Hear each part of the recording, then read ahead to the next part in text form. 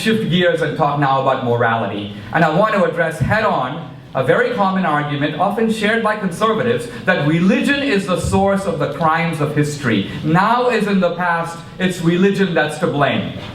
Like a lot of bogus arguments, it does contain a molecule of truth. What is the molecule of truth? The molecule of truth is that the Islamic radicals do what they do in the name of religion. Listen to the bin Laden videos. We're doing this in the name of Allah. God commanded us to do this. But there is no equivalent today on the Christian side. There's no Christian Al-Qaeda, there's no Christian Hamas or Hezbollah, there's no Christian state now run along the lines of Khomeini's Iran. When Christian Al-Qaeda did her famous special, God's Warriors, creating a kind of equation. Well, there are Muslim extremists, and there are Christian extremists, and there are Jewish extremists, apparently no atheist extremists, but we'll leave that aside.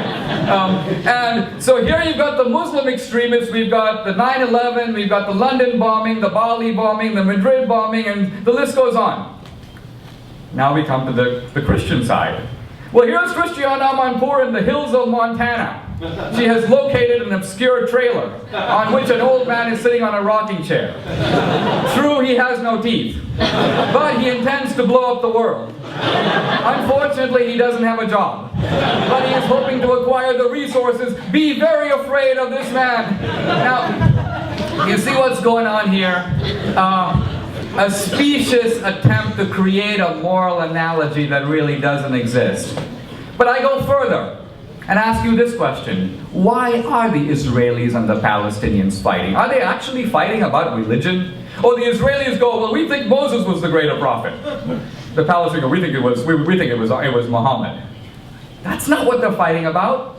They're actually fighting about land.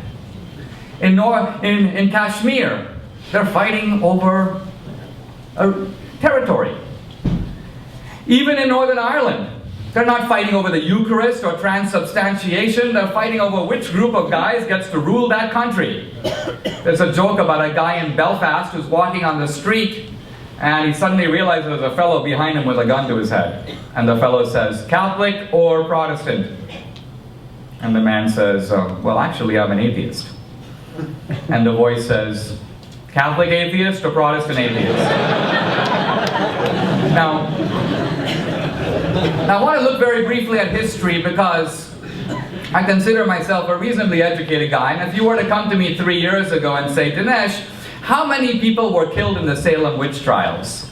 I would say, well, I don't know exactly, but, it's clearly an important episode in American history. We all read, Arthur Miller's play, The Crucible, in college. I don't know, hundreds, maybe thousands. Okay, well, Dinesh, how many people were killed in the Inquisition?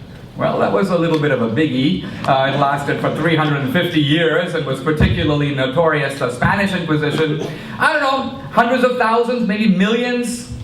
Well, there's now a big scholarship on all this. And if you go and look at it, read, for example, Henry Kamen's multi-volume study of the Inquisition, he's considered the leading authority on the subject, you will find out that the Spanish Inquisition, over a period of 350 years, killed fewer than 2,000 people. Now, I'm not a math major, but by my count, that's about 6 guys a year. Does this qualify as a world historical crime? What about the Salem witch trials? This is actually much easier to verify. You can go to Salem, the witches are thriving. Most of them are tourist guides. They take you around. And if you take one of their brochures and you look at it, you see number of people killed in the Salem witch trials was precisely 18. 18. Well, I agree that's 18 too many, or 2,018 too many, but come on. While these atheists are crying crocodile tears over the crimes of religion committed 200, 500, or in the case of the Crusades, 1,000 years ago, crimes that quite frankly are not repeatable today. We're not exactly going to have the Crusades in Fresno. So these are in the midst of historical time, and yet while the atheists are inconsolable about all these great offenses, they ignore, they downplay, they rationalize, they try to cover up the vastly greater crimes of atheist regimes committed not in some ancient past, but in our own lifetime, in living memory, and they're still going on. I'm not just, by the way,